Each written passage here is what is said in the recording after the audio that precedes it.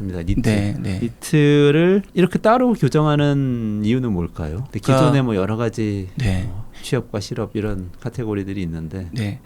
니트라는 단어가 처음 생긴 거는 이제 90년대 후반에 영국에서 이제 썼다고 알고 있는데, 아마도 제가 영국 사람들과 얘기는 안 해봐서 모르겠지만 도대체 이놈들이 뭐지라는 생각이 들었을 것 같아요. 이상한 사람들이다. 네, 이상하다. 청년들층에 교육도 안 받고 고용도 안 돼 있고 그렇다고 직업 훈련도 안 하는 애들이 있는데, 예를 들면 그 전통적인 노동자 계층들은 교육 받아봤자 나는 계급 상승을 할 수 없으니 난 빨리 그냥 돈 벌래 하면서 고용을 당하거나, 아니면 나 기술 배워야지 해서 직업 훈련을 받거나 이러고, 주로 이제 좀 상류층이나 중산층 이상의 그 청소년들은 나는 이걸 해서 나중에 어떤 종류의 직업을 가질 거야 라고 하면서 교육을 계속해서 늘리는 그런 경향이 있죠. 근데 갑자기 보니까 아무것도 안 하는 청소년들이 생기는 거예요. 학교도 그만뒀는데 어디 학원도 안 다니고 뭐 그렇다고 일할래? 그러면은 전 뭐 모르겠어요 이렇게 하는 경우죠. 그래서 그 청년들에게 대해서 어떻게 생각해야 될까라는 고민이 있었을 것 같은데, 그게 영국에서만 해도 그냥 좀 이상하다, 그러니까 이들을 이렇게 니트라고 부르기로 하자 정도로 약간 좀 담백한 용어였던 것 같아요.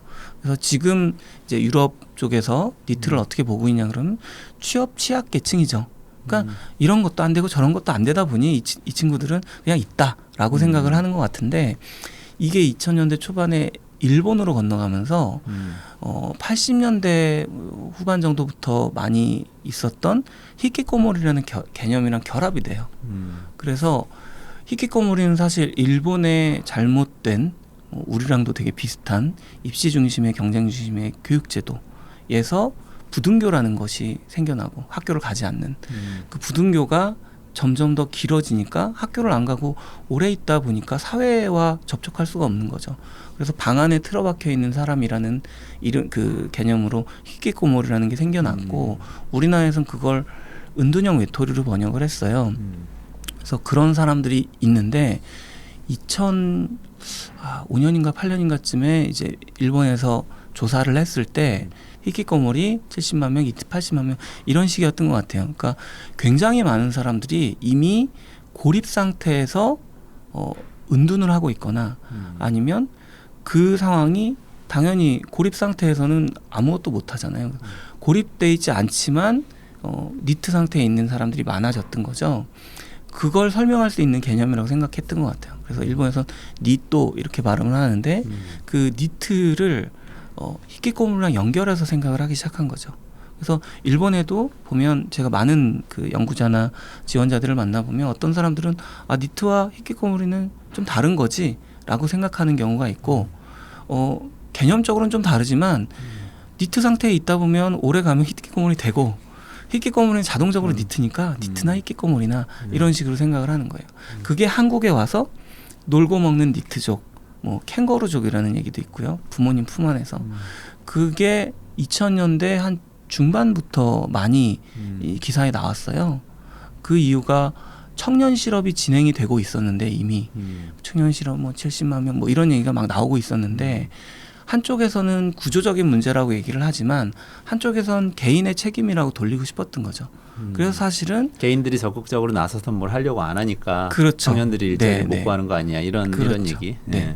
그래서 보수적인 어른들은 이놈들 노력이 부족해 라고 생각을 하는 게 뭐 저도 이해가 되지만, 진보적인 어른들마저도 이해가 안 됐던 거예요. 그래서 얘네들은 마음이 아픈 애들이야 뭐 이런 식으로 생각을 하기 시작한 거죠.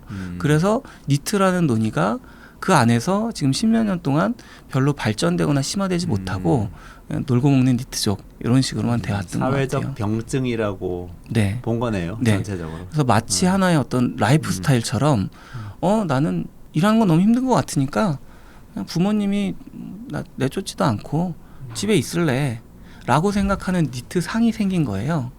사실 제가 만나본 사람들 중에 그런 니트 상은 거의 없거든요. 그러니까 심지어 저보다 훨씬 더 많은 1년에 몇만 명의 니트를 만나는 일본 그 전문가들조차도 니트 중에 일 안 하고 싶어 하는 사람은 없어요. 라고 얘기하는 거예요. 다만 아까 말씀하신 그 한국에서의 노동자상이 있다면 일본에서도 노동자상이 있을 텐데 일본도 한국 못지않은 안 좋은 조직 문화를 갖고 있잖아요. 그걸 다 버티면서 내가 그 직장을 다닐 수 있어. 내가 고용된 노동자로서 살 수 있어. 라고 생각하지는 못하는 거죠.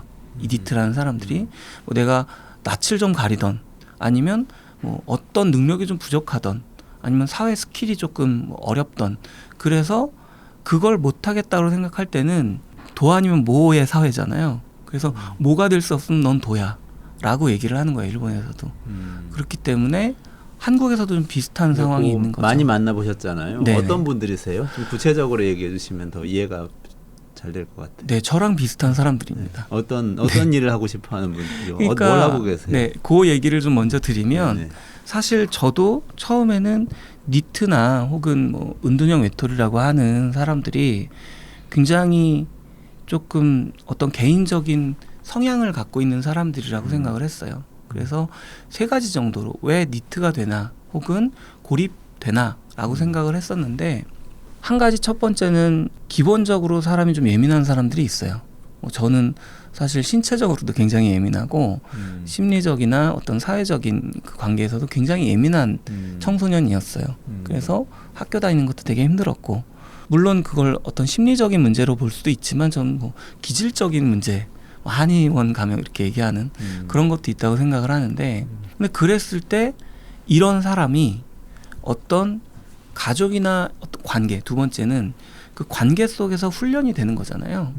뭐 기질적으로 좀 어려움이 있었던 사람도 좋은 관계 속에서 훈련이 잘 되면 혹은 학교라든지 뭐 이런 사회 자체가 이런 사람들이 잘 살 수 있게 되어 있으면 좀 괜찮게 자라날 수 있겠죠. 말하자면 사회화가 되는 건데 근데 그 사회화 과정이 좀 엉켜 있을 수 있어요. 가족에서 너무 많이 푸시를 한다든지 학교에 갔는데 뭔가 나 같은 어떤 성향을 가진 사람은 사람도 아니야 뭐 이런 식으로 취급을 받는다든지 혹은 정말 니트들이 대부분 일을 안 해본 게 아니거든요. 그냥 우리 홍계정 모두가 니트를 만나봐도 네. 그 사람이 우리 주변의 평범한 사람들입니다. 은둔형 외톨이 이런 느낌은 아니었다. 그러니까 은둔형 외톨이가 그 안에 존재를 하기는 하죠. 네. 정말로 은둔하는 사람들이 있기는 한데 그게 어떤 종류의 결과지 처음부터 난 은둔할 거야 라는 게 아니었다는 거예요. 그래서 제가 이제 두 번 얘기를 했는데 세 번째 말씀을 드리는 게 사회적인 충격이 와요. 그러니까 예를 들면 학교를 다니다가 왕따를 당했다라든지 아니면 담임 선생님이 자기를 너무 괴롭혔다라든지 아니면 회사를 갔는데 상사가 나를 요즘은 직장 괴롭힘이라는 개념도 생겼잖아요. 직장 내 괴롭힘을 너무 많이 당했다. 상사든지 동료로부터. 이랬을 때 아 나는 할 수 없을 것 같다라는 상태가 오는 거죠.